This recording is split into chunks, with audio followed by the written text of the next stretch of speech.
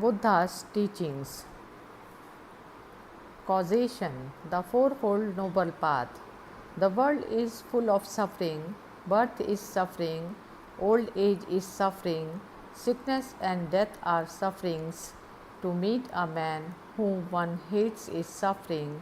To be separated from a beloved one is suffering. To be vainly struggling to satisfy one's needs is suffering. In fact, life that is not free from desire and passion is always involved with distress. This is called the truth of suffering. The cause of human suffering is undoubtedly found in the thirst of the physical body and in the illusions of worldly passion. If these thirsts and illusions are traced to their source, they are found to be rooted in the intense desires of physical instincts. Thus, desire, having a strong will to live as its basis, seeks that which it feels desirable, even if it is sometimes death. This is called the truth of the cause of suffering.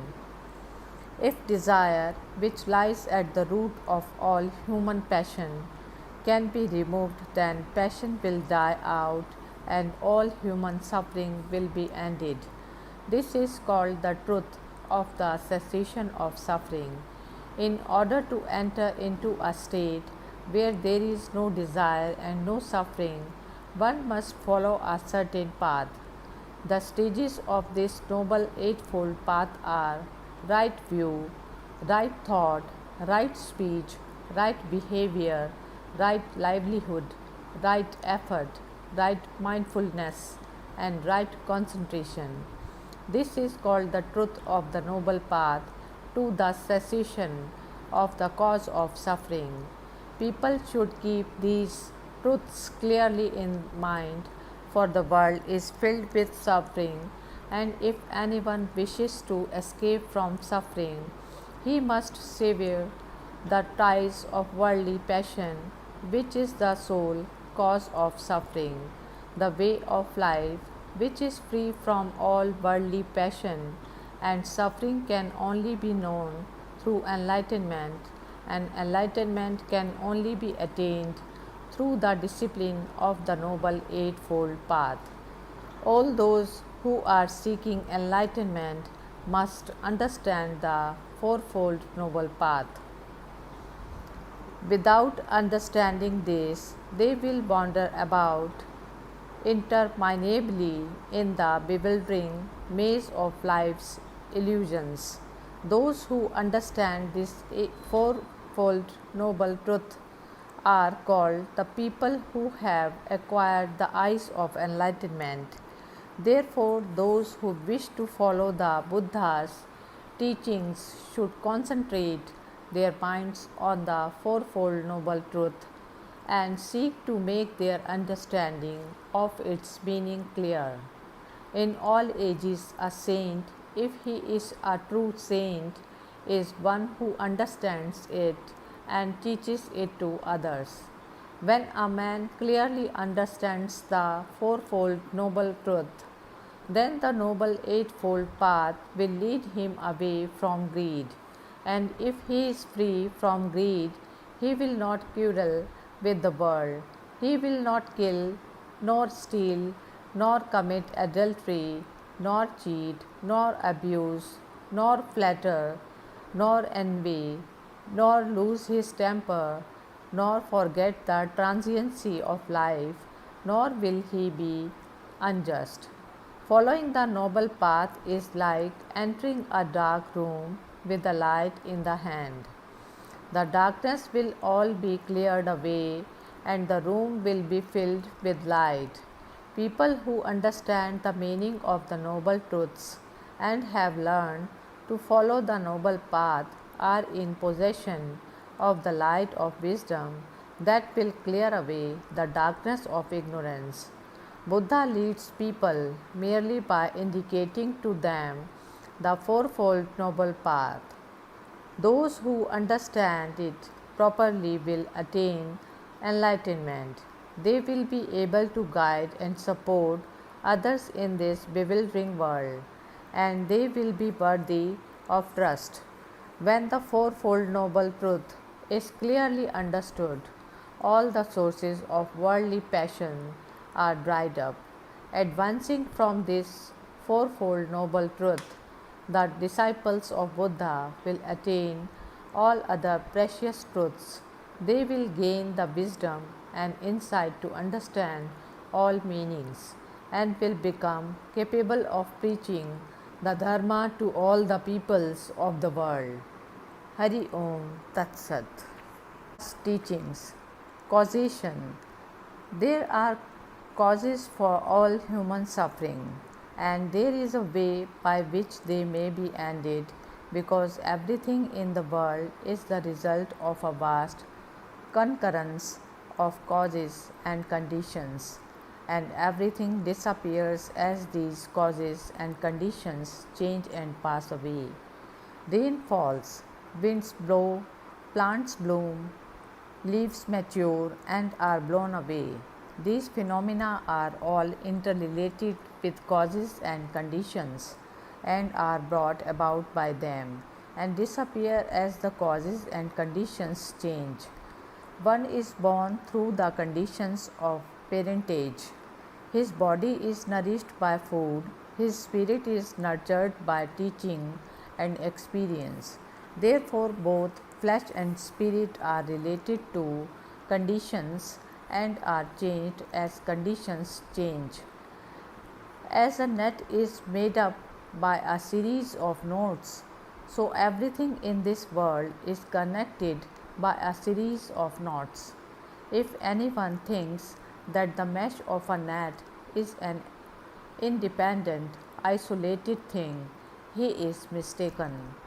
It is called a net because it is made up of a series of connected meshes, and each mesh has its place and responsibilities in relation to other meshes. Blossoms come about because of a series of conditions that lead up to their blooming. Leaves are blown away because a series of conditions lead up to it. Blossoms do not appear independently, nor does a leaf fall of itself out of its season. So everything has its coming forth and passing away. Nothing can be independent without any change. It is the everlasting and unchanging rule of this world that everything is created by a series of causes and conditions, and everything disappears by the same rule. Everything changes, nothing remains constant. Hari Om Tat Sat. As teachings. Dependent origination. Where is the source of human grief, lamentation, pain, and agony?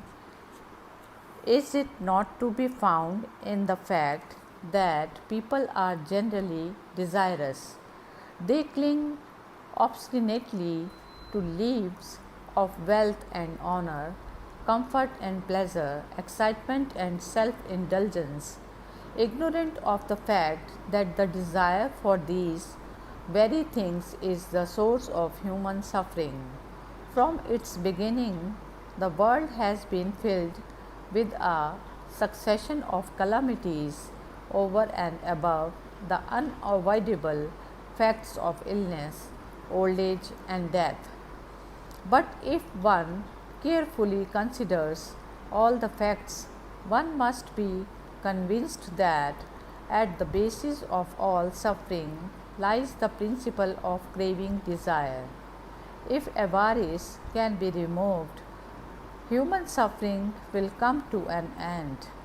Ignorance is manifested in greed that fills the human mind. It comes from the fact that men are unaware of the true reason for the succession of things.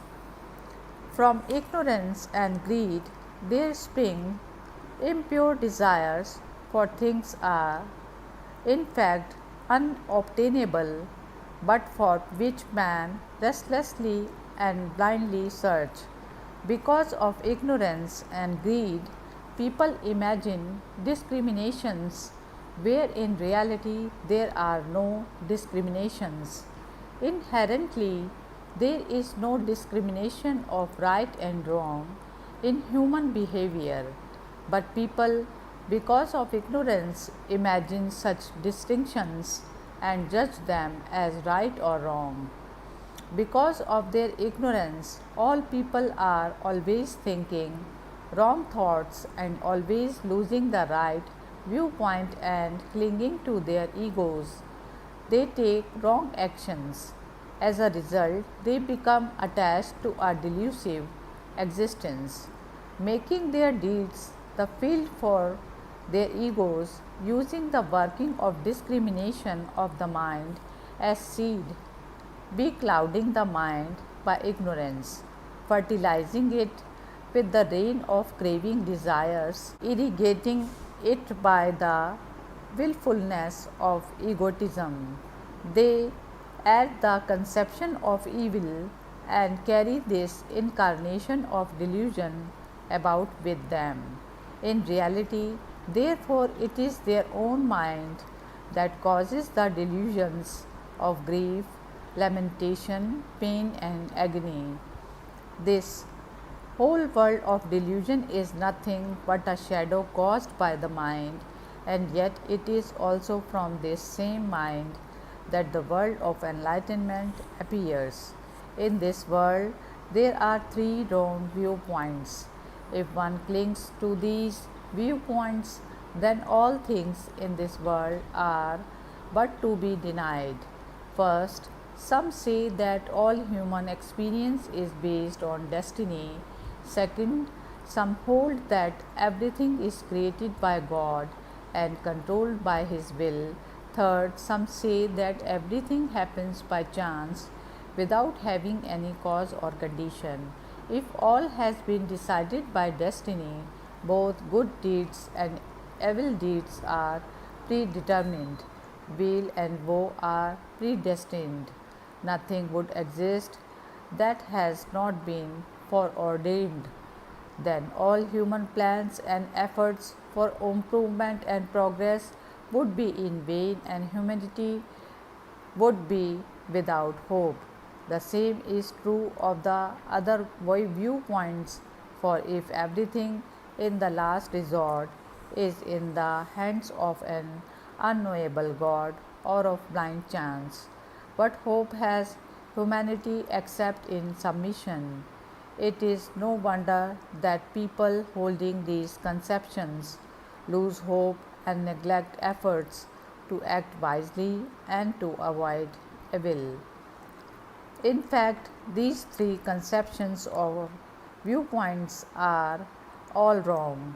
Everything is a succession of appearances whose source is the accumulation of causes and conditions. Hari Om Tat Sat. Teachings. The theory of mind only. Both delusion and enlightenment originate within the mind, and every existence or phenomena arises from the functions of the mind, just as different things appear from the sleeve of a magician. The activities of the mind have no limit, they form the surroundings of life. An impure mind surrounds itself with impure things, and a pure mind surrounds itself with pure things. Hence, surroundings have no more limits than the activities of the mind. Just as a picture is drawn by an artist, surroundings are created by the activities of the mind, while the surroundings created by Buddha are pure and free from defilement. Those created by ordinary men are not so.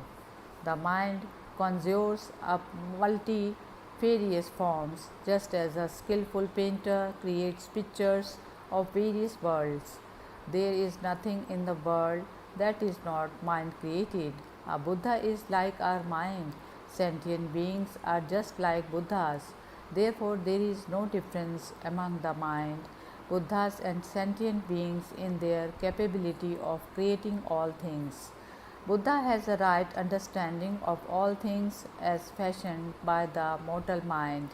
Therefore, those who know this are able to see the real Buddha. But the mind that creates its surroundings is never free from memories, fears, or laments, not only in the past but in the present and the future, because they have arisen from ignorance and greed. It is from ignorance and greed that the world of delusion is born, and all the vast complexity of coordinating causes and conditions exist within the mind and nowhere else. Both life and death arise from the mind and exist within the mind. Hence, when the mind that concerns itself with life and death passes on, the world of life and death passes with it. An unenlightened life rises from a mind that is bewildered by its own world of delusion. If we learn that there is no world of delusion outside the mind, the bewildered mind becomes clear, and because we cease to create impure surroundings, we attain enlightenment. In this way, the world of life and death is created by the mind, is in bondage to the mind, is ruled by the mind. The mind is the master of every situation. The world of suffering is brought about the deluded mortal mind. Therefore, all things are primarily controlled and ruled by the mind and are created up by the mind. As the wheels follow the ox that draws the cart, so does suffering follow the person who speaks and acts with an impure mind. But if a man speaks and acts with a good mind, happiness follows him like his shadow. Those who act in evil are followed by the thought, I have done wrong, and the memory of the act is stored to work out its inevitable retribution in the lives to follow. But those who act from good motives are made happy by the thought, I have done good, and are made happier by the thought that the good act will bring continuing happiness in the lives to follow. If the mind is impure, it will cause the feet to stumble along a rough and difficult road. There will be many a fall and much pain. But if the mind is pure, the path will be smooth and the journey peaceful. One who is to enjoy the purity of both body and mind walks the path to Buddhahood, breaking the net of selfish, impure thoughts and evil desires. He who is calm in mind acquires peacefulness and thus is able to cultivate his mind day and night with more diligence. Hari Om Tat Sat. Thus, teachings. The theory of mind only and the real state of things, impermanency and egolessness. Though both body and mind appear because of cooperating causes, it doesn't follow that there is an ego personality. As the body of flesh is an aggregate of elements, it is therefore impermanent. If the body were an ego personality, it could do this and that as it would determine. A king has the power to praise or punish as he wishes, but he becomes ill despite his intent or desire. He comes to old age unwillingly, and his fortune and his wishes often have little to do with each other. Neither is the mind the ego personality. The human mind is an aggregate of causes and conditions. It is in constant change. If the mind were an ego personality, it could do this and that as it would determine, but the mind often flies from what it knows is right and chases after evil reluctantly. Still, nothing seems to happen exactly as its ego desires. If one is asked whether the body is constant or impermanent, he will be obliged to answer impermanent. If one is asked whether impermanent existence is happiness or suffering, he will generally have to answer suffering. If a man believes that such an impermanent thing, so changeable and filled with suffering, is the ego personality, it is a serious mistake. The human mind is also impermanent and suffering. It has nothing that can be called an ego personality. Our true body and mind, which make up an individual life, and the external world surrounding it, are far apart from both the conceptions of me and mine. It is simply the mind clouded of impure desires and impervious to wisdom that obstinately persists in thinking of me and mine. Since both the body and its surroundings are originated by cooperating causes and conditions, they are continually changing and never can come to an end. The human mind, in its never ending changes, is like the flowing water of river or the burning flame of a candle. Like an ape, it is forever jumping about, not ceasing for even a moment. A wise man, seeing and hearing such, should break away from any attachment to body or mind if he is ever to attain enlightenment. There are five things which no one is able to accomplish in this world. First, to cease growing old when he is growing old. Second, to cease being sick. Third, to cease dying. Fourth, to deny extinction when there is extinction. Fifth, to deny exhaustion. Ordinary people in the world sooner or later run into these facts, and most people suffer consequently.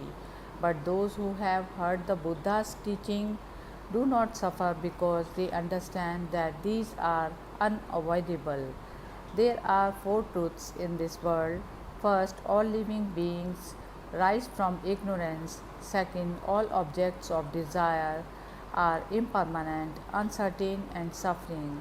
Third, all existing things are also impermanent, uncertain, and suffering. Fourth, there is nothing that can be called an ego, and there is no such thing as mine in all the world. These truths, that everything is impermanent and passing and egoless, have no connection with the fact of Buddha's appearing or not appearing in this world. These truths are certain. Buddha knows this and therefore preaches the Dharma to all people. Hari Om Tat Sat. Teachings, real state of things. Since everything in this world is brought about by causes and conditions, there can be no fundamental distinctions among things. The apparent distinctions exist because of people's absurd and discriminating thoughts. In the sky, there is no distinction of east and west. People create the distinctions out of their own minds and then believe them to be true. Mathematical numbers from 1 to infinity are each complete numbers, and each in itself carries no distinction of quantity, but people make the discrimination for their own convenience so as to be able to indicate varying amounts.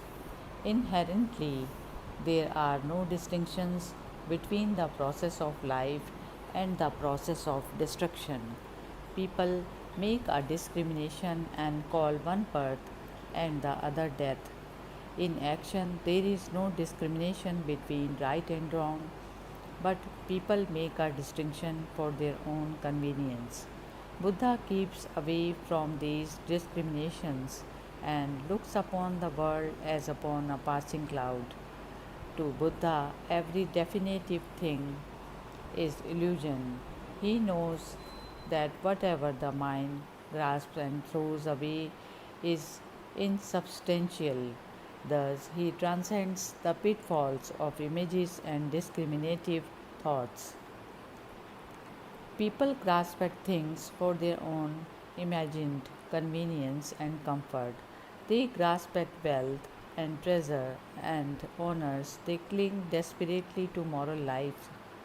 They make arbitrary distinctions between existence and non existence, good and bad, right and wrong. For people, life is a succession of graspings and attachments, and then, because of these, they must assume the illusions of pain and suffering. Once there was a man on a long journey who came to a river. He said to himself, "This side of the river is very difficult and dangerous to walk on, and the other side seems easier and safer. But how shall I get across?" So he built a raft out of branches and reeds and safely crossed the river. Then he thought to himself, "This raft has been very useful to me in crossing the river. I will not abandon it to rot on the bank, but will carry it along with me." And thus he voluntarily assumed an unnecessary burden. Can this man be called a wise man? This parable teaches that even a good thing, when it becomes an unnecessary burden, should be thrown away. Much more of it is a bad thing.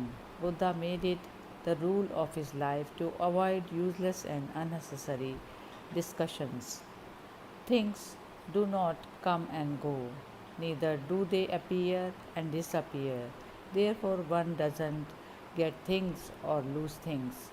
Buddha teaches that things neither appear nor disappear, since they transcend both the affirmation of existence and the denial of existence. That is, everything being a concordance and succession of causes and conditions. A thing in itself doesn't exist, so it can be said that it is non existent at the same time because it has a relative connection with causes and conditions. It can be said that it is not non existent. To adhere to a thing because of its form is the source of delusion. If the form is not grasped and adhered to, this false imagination and absurd delusion will not occur. Enlightenment is seeing this truth and being free from such a foolish delusion. The world indeed is like a dream, and the treasures of the world are an alluring mirage. Like the apparent distances in a picture, things have no reality in themselves but are like heat haze. To believe that things created by an incalculable series of causes can last forever is a serious mistake and is called the theory of permanency. But it is just as great a mistake to believe that things completely disappear. This is called the theory of non existence. These categories of everlasting life and death, and existence and non existence, do not apply to the essential nature of things, but only to their appearances as they are observed by defiled human eyes. Because of human desire, people become related and attached to these appearances, but in the essential nature of things, they are free from all such discriminations and attachments. Since everything is created by a series of causes and conditions, the appearances of things are constantly changing. That is, there is no consistency about it as there should be about authentic substances. It is because of this constant changing and appearances that we liken things to a mirage and a dream. But in spite of this constant changing in appearances, things in their essential spiritual nature are constant and changeless. To a man, a river seems like a river, but to a hungry demon which sees fire in water, it may seem to be like fire. Therefore, to speak to a man about a river existing would have some sense, but to the demon it would have no meaning. In like manner, it can be said that things are like illusions. They can be said neither to be existent nor not existent. Yet it can not be said that, apart from this world of change and appearance, there is another world of permanence and truth. It is a mistake to regard this world as either a temporal world or as a real one.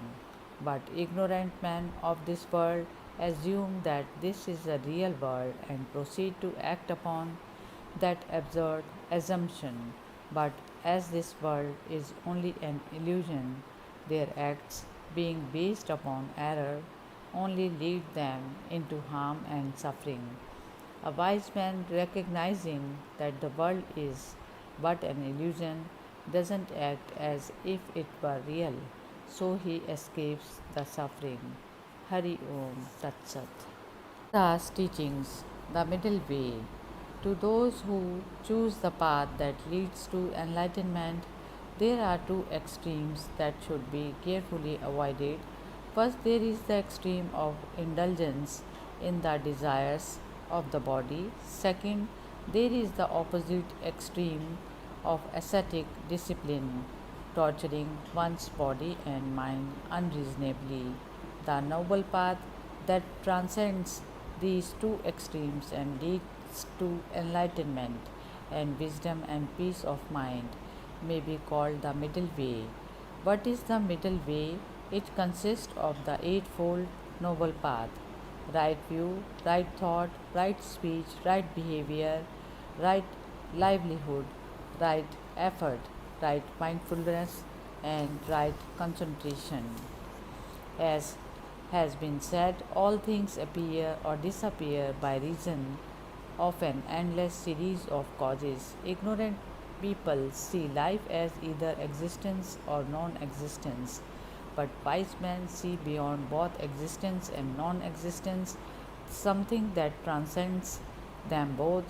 This is an observation of the middle way.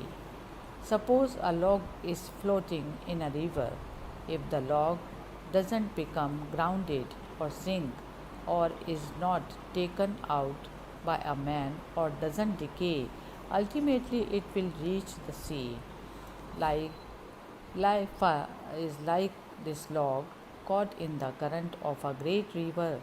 If a person doesn't become attached to a life of self indulgence, or by renouncing life doesn't become attached to a life of self torture, if a person doesn't become proud of his virtues or doesn't become attached to his evil acts, if in his search for enlightenment he doesn't become contemptuous of delusion nor fear it, such a person is following the middle way.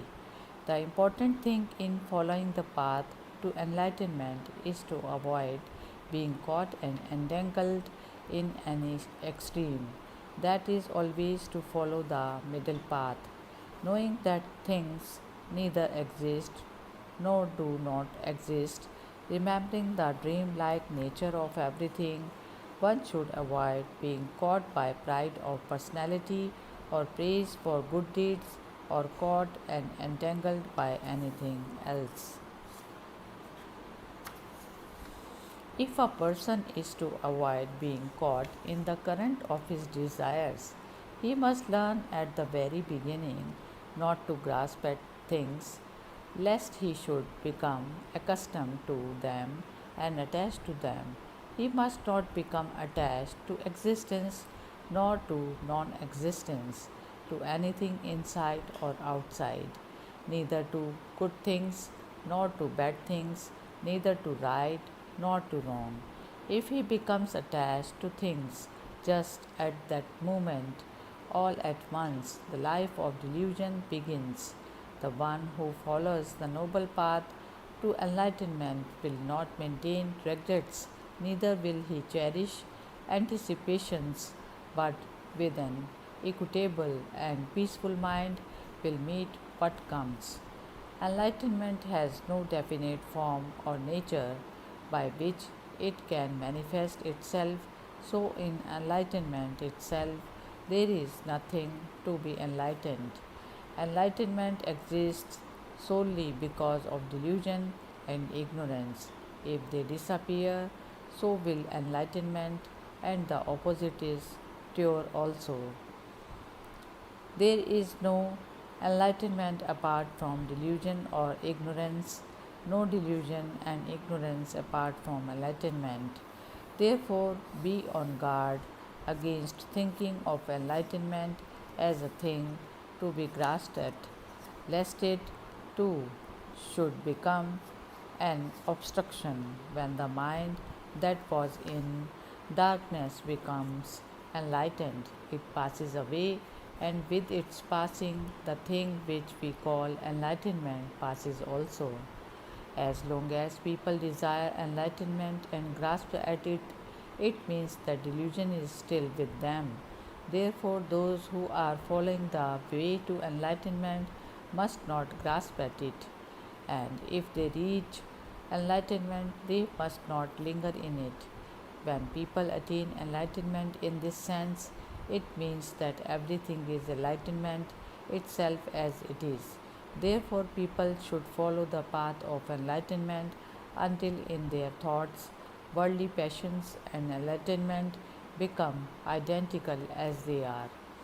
This concept of universal oneness, that things in their essential nature have no distinguishing marks, is called shunyata.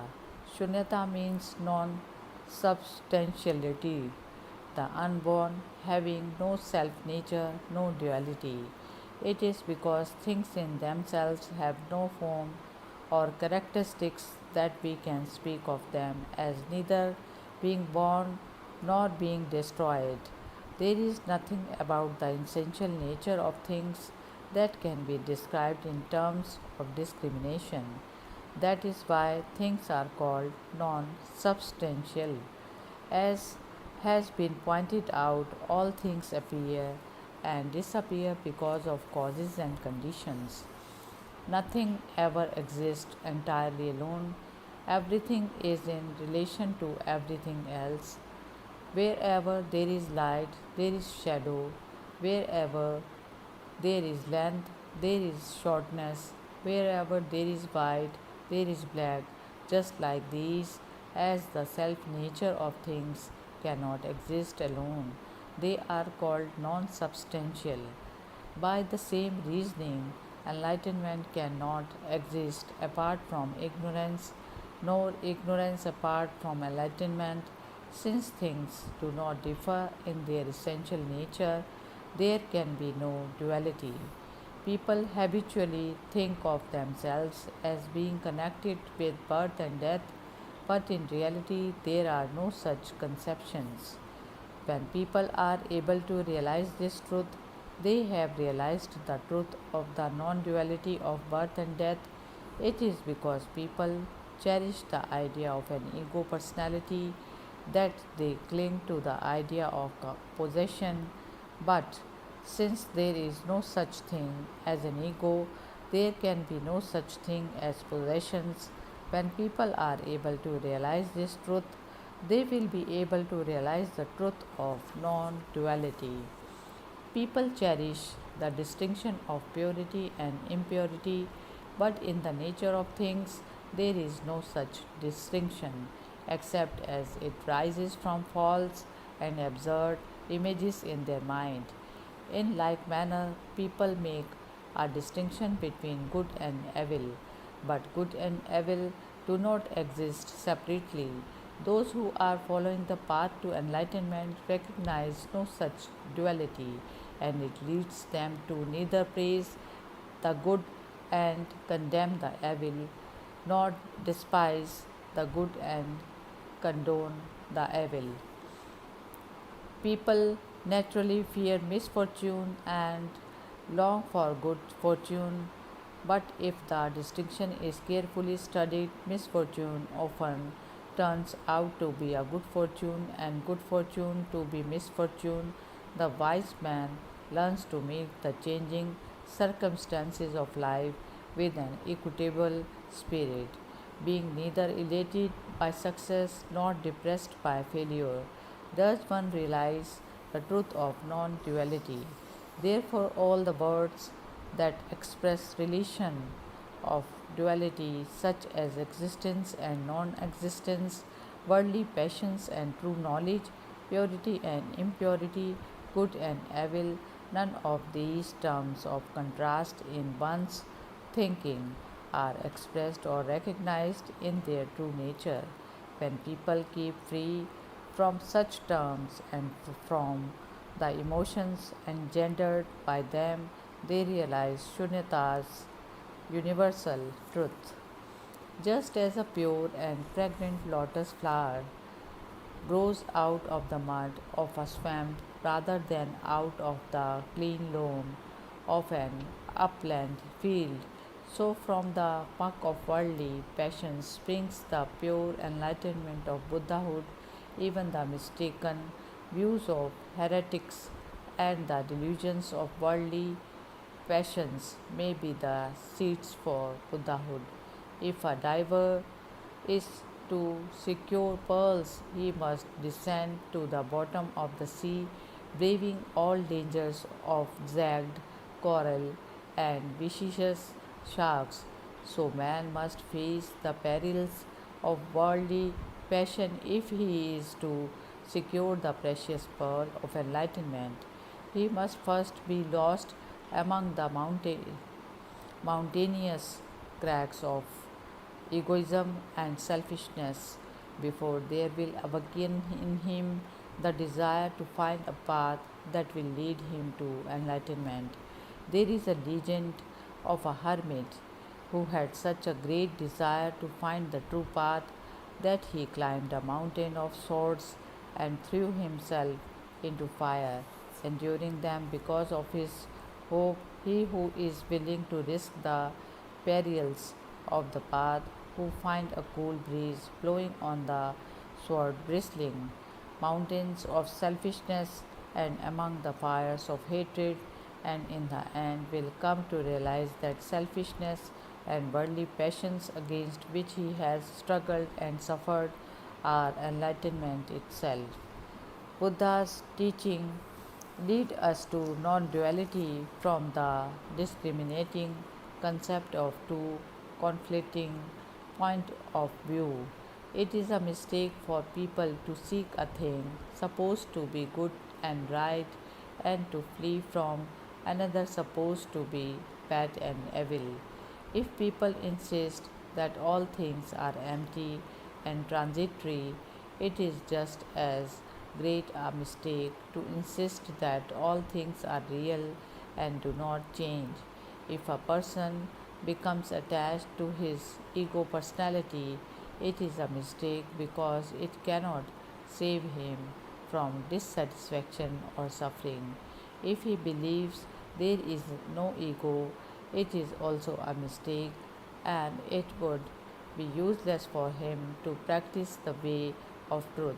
If people assert that everything is suffering, it is also a mistake. If they assert that everything is happiness, that is a mistake too. Buddha teaches the middle way, transcending these prejudiced concepts where duality merges into oneness. Hari Om Tat Sat.